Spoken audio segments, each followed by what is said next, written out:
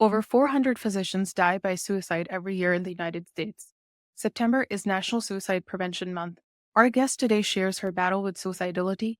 Please note today's conversation comes with a trigger warning on the topic of suicide. If you or someone you know needs immediate help, please call or text the Suicide and Crisis Lifeline at 988.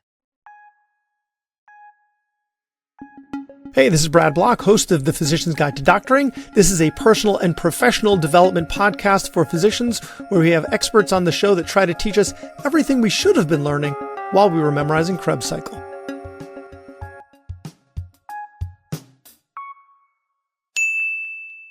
Hello, and welcome to another episode of The Physician's Guide to Doctoring. I am your guest host, Dr. Amna Shabbir, and I have a very special guest with me today. I just want to, before delving into the episode, give a trigger warning. We will be discussing about suicide in today's conversation.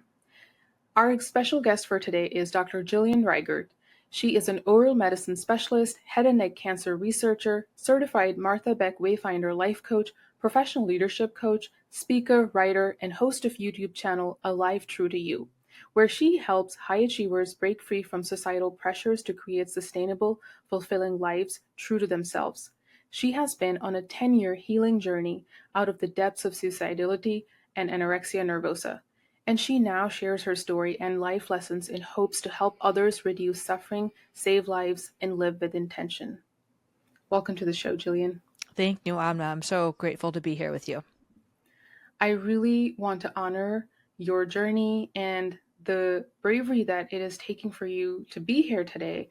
And we are in September as we record, and this is National Suicide Prevention Month, and want to highlight not just the importance of this for this month, but it's important every month of the year. So please share with us your journey. And again, thank you for your courage to share. I definitely feel grateful and honored that you have allowed me the opportunity to feel safe in talking about these topics that I think people are afraid to talk about because there's so much stigma and taboo. And part of my journey was 10 years ago. I was an oral maxillofacial surgery resident in the military, and I developed profound and pervasive suicidality. And at the time, thinking it was just me really exacerbated my internal dialogue that something was wrong with me. And it's in the one article I wrote on Kevin MD, he titled, "I Risked My Career to Save My Life." That was in 2022. So timeline, I went from Air Force, oral surgery, 2014 to 2017, with acute suicidality, to then being medically discharged because I sought mental health support, to then navigating the civilian sector, feeling so much guilt and shame about having trouble with my mental health because I thought it was just me, to then finally deciding in 2022 I was just going to release it with the expectation at that time that I wouldn't be here. I had really critical illness with anorexia nervosa, which I now know was quite a numbing agent for that deep psychic. I say that because I now talk openly, knowing how much that pain was exacerbated by the isolation caused by mental health stigma and these narratives around what it means to be struggling with questions of, does my life matter? Can I go on? Or thoughts about, what are people going to think about me if I quit this job, if I change careers? Like, all of that now at the age of man, I'm like, oh my gosh, like all of that was just so painful, but it doesn't matter. Like, all of that stuff is so superficial. It's a societal construct of all these judgments and this competition over things that if you were sitting on your deathbed just don't matter. And so we have these conversations. I had some with you on my channel, and the one that we're having today is just to step back and challenge these narratives that we've ingrained within our brains that increase suffering and are likely contributing to people taking their own lives. There's so much that you share over there, and the words that really stand out for me are shame and guilt and reflecting from your deathbed what really matters. Yeah, and interestingly, I was in the hospital for anorexia because I was in a critical state. And in 2016, it was like this boom, profound, like clarity. that I was reflecting back, I'm like, oh my gosh, all of the stuff I was chasing, all of the things I'm worried about, they just don't matter. I wasn't at the point in my life to receive that and to apply it. Hmm. So what I mean by that is the hospital couldn't keep me because they didn't have the resources to manage the medical complications I was having from anorexia. So I was discharged from an eating disorder facility because I was too medically compromised, and I was discharged from a medical facility because they didn't have eating disorder specialty care. So here I am, a medical professional whose care was dictated by my insurance at the time, which was TRICARE, because I was in the military, and TRICARE reimbursement so poor that you are limited in what will actually cover your treatment. Being told I was too sick from multiple different types of facilities, with the clarity that, oh my gosh, everything in my life that I thought mattered doesn't, in terms of all the things I sacrificed to get to where I was, which included relationships, time with loved ones, my health. Like all those things were so clear. But because I wasn't ready to face that, I went right back to residency. I just took off my FMLA. And so I say that because I don't want people to judge themselves. When we have this profound clarity, we need support in order to not only to take it in and absorb it. There's so much pain that comes from the awareness that everything you thought mattered, everything that you sacrificed in your life is for the betterment of a value that's not even your own. So that's really painful. So in 2016, like I said, I wasn't ready to receive that. I was again in the hospital in 2017. And I just didn't have the tools. I didn't have the conversation. So these conversations matter. The coaching you do matters. The Instagram post that you have, the post that you have on social media where people can actually hear and integrate into this new perspective on a daily basis is so important. That is so powerful when you state every little step matters, and kind of we're normalizing the narrative here. You don't have to suffer alone. And that loneliness, that profound sense of, wow, it's just me. And all of a sudden, I'm standing where I am, realizing everything that I work towards really doesn't matter to me. The hamster wheel that I was put on was just a hamster wheel, the conveyor belt was just a conveyor belt. And to step away from it and recognize, but what do I do now? That you use the word that is acutely painful. And I absolutely would say a resounding yes to that. And so you decided to go back to training, and you Mm-hmm. decided to further train. Tell us a little bit more about that. Yeah, that's how we can use coaching against ourselves. I actually didn't know anything about like formal mindset coaching, but I just thought because it was just me and I like to be strong. A value of mine is to be strong mentally and physically. And interestingly, like anorexia made me feel strong, but I was becoming weaker and weaker physically and mentally eventually. But because I valued showing up strong and I had associated my worthiness with this perception of strength, meaning become this military surgeon. I was so tightly attached to that destination because the whole arrival fallacy, I will be worthy when, I will be happy when, I'll be content when. And so the movement toward oral surgery again was for fear of the loneliness and the emptiness that came with, okay, I didn't have any values-based identity. I hadn't developed myself and my identity outside of my achievements. So the going back to work, the things like the workaholism, we can relate anorexia, workaholism, social media, substance abuse, alcoholism, all those things that we grasp onto because we're not at a point that we're willing to sit with those uncomfortable emotions.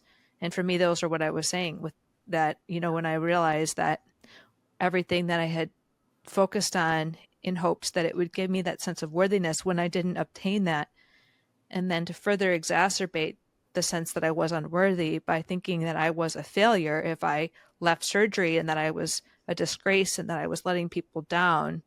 All of that just really accentuated the pain in my heart. And I do want to put context to it. I mean, I was so sleep deprived. I was so malnourished. So those elements alone cloud our capacity to have proper judgment. So if people are in that depths of profound burnout, moral injury, PTSD, exhaustion, it's really hard to have clarity on all the options that exist and to challenge your own thoughts. Like the next step in those situations is to rest and really allow your system to recuperate and get to a point where you've optimized your physical, your mental, your spiritual, your emotional wellness, and then say, okay, now what are my deeper life meaning and purpose, right?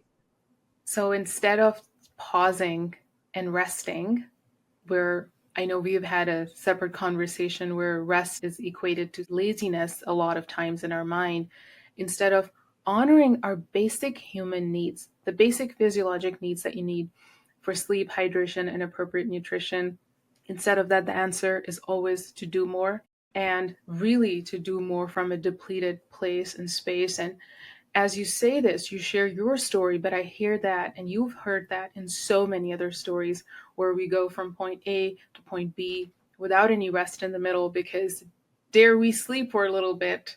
Instantly, the labels are going to change. And a lot of times, those labels are internal and external because we have been conditioned along the way.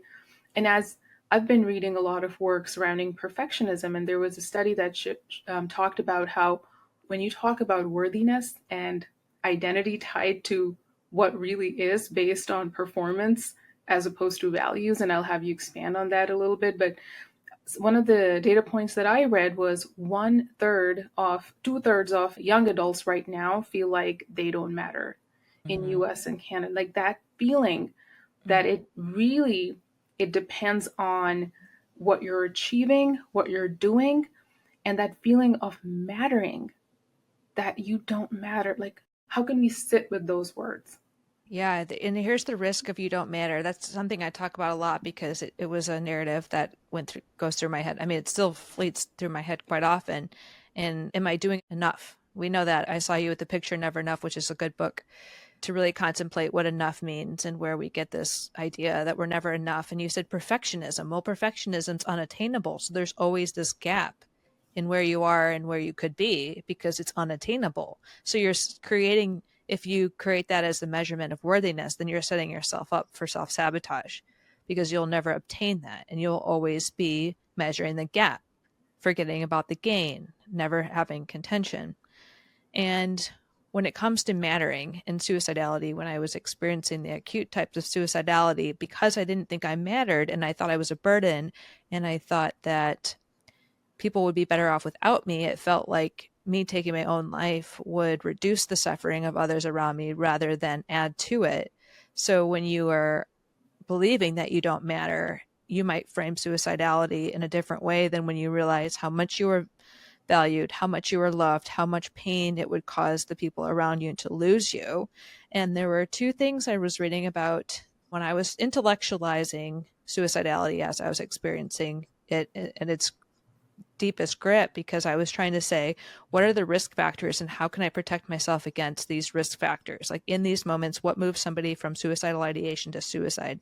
And the presence of hope was a protective factor. And feeling like a burden was a factor that contributed to people from going from suicidal ideation to suicide. And for further context, the things that I had that were increasing my risk, my formal training was as a dentist. I was in medical school. I was in the military. I had anorexia. All of those independently increase your risk for suicide. And part of that can be the performance-based identities, the high achievers that go towards that, how much we attach our worthiness and this perfectionism. Like, what are the common factors in those people who pursue those careers or develop anorexia? Like, there's so many that came to mind that were like, oh yeah, I see why I was developing so much psychache and had so much emptiness. Because if we think what matters is what we do, and that performance-based identity, then we might mold ourselves to fit in or to be this person that we're not. And the further we get away from our authentic selves, the more empty we feel, the more lonely we feel. And all of this just snowballs into this, okay, you know what? I have so much psychache. It's never going to go away. I'd rather just not be here. There is like so much there, Jillian. And I really want to touch on those two that you've mentioned, the value-based identity and performance-based identity, because it really hits home for so many of the physicians that are listening to this podcast right now. And they're thinking, who I am and my innate worthiness is tied to how much I produce versus just who I am. That's a lot. Thank you for sharing that with us.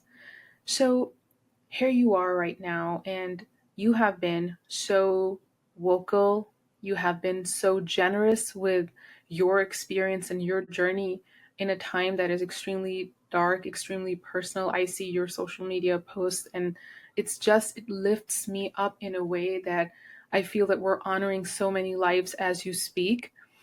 So, looking back, there's something you shared was your 10-year reflection journey. Mm-hmm. What comes up for you? And I would love, and I know that the audience would love to hear your reflections right now from where you are. Yeah, I think one of the biggest ones was I developed so much self-compassion, which most people are deficient in. Had I developed self-compassion at the time and a mindset of curiosity rather than judgment, I really would have reduced my own internal suffering. Had I extracted myself from perfectionism and this belief that I had to know everything before I learned it, I could have had more clarity on if oral surgery was the path for me, or if that pain I was feeling, was it caused by that feeling of I didn't belong because I didn't think I was enough. If I could have challenged those beliefs at the time, I could have gained more clarity about my career. I have pain from thinking if I only knew, right? And I did lose my military career for getting mental health support. And sometimes I think now, well, that was a gift to me because I can speak freely without fear that I'm going to lose my career. I've already lost it. And what that also highlighted to me was, okay, so afraid to lose my career that I was willing to lose my life. And Wow. so at the time, it was just so clear to me that if I left oral surgery, that guilt and shame would have been so catastrophic to me. Again, this is a thought error, but this was the reality of what I was experiencing at the time. I thought that leaving oral surgery and potentially being medically discharged from the Air Force, which I ultimately was, I thought it would cause so much guilt and shame that I wouldn't want to be seen again. I would have been such a disgrace that I would rather not be alive. So that thought, that belief, led me to think the only two choices I had were to continue the path of oral surgery or to take my own life. Like those were just very clear. I was so tired, I didn't have other options. And now I would just think, and I go back, and you talked about not giving myself that chance to pause and step away. I would have stepped away to audit what's really going on here. What's the psychic telling me that I need? And again, shifting that narrative from what's wrong with me to what do I need in Mm. these moments, from a place of curiosity without judgment, grounded in self-compassion.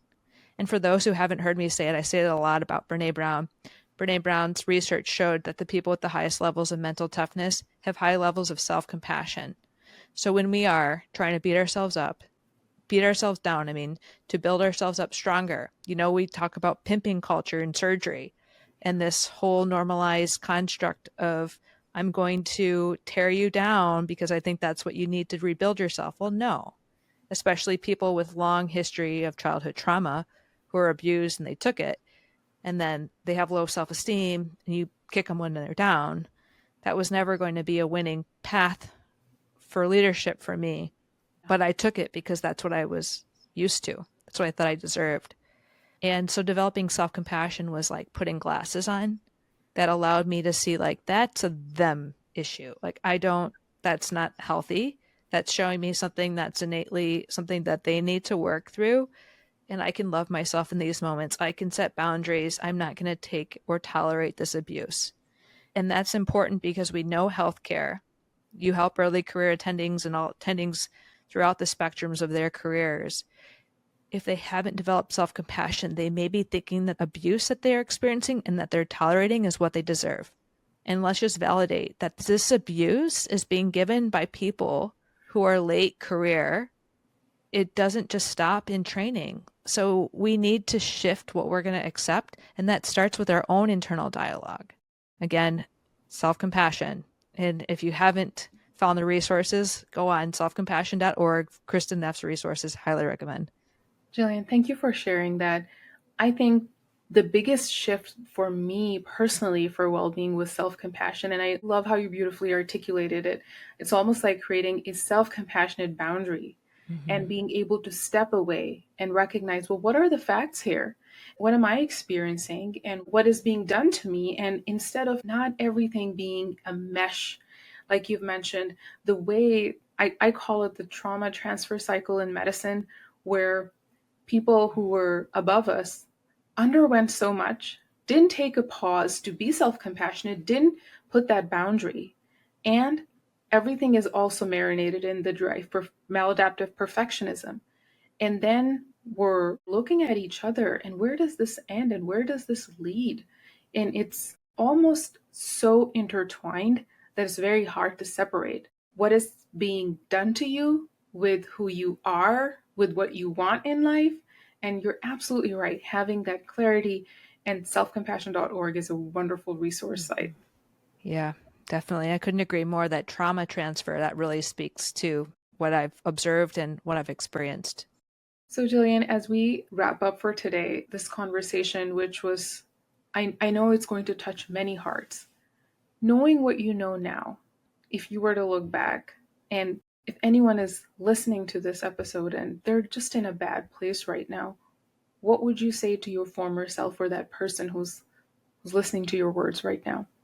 I think a core message I want to resonate in someone's head anytime they are contemplating if they may need to take their own life because they feel trapped, in medicine in particular, but anywhere, is nothing in your career is more important than your life.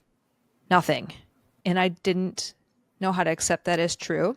So if the mind starts to object and find ways that that's true in the alternative, meaning that I'm nothing without this career, trust me, 10 years of healing experience that looks back on that, and I cannot believe that that narrative that I would rather not be here than face the disgrace of leaving a career that I thought once defined me.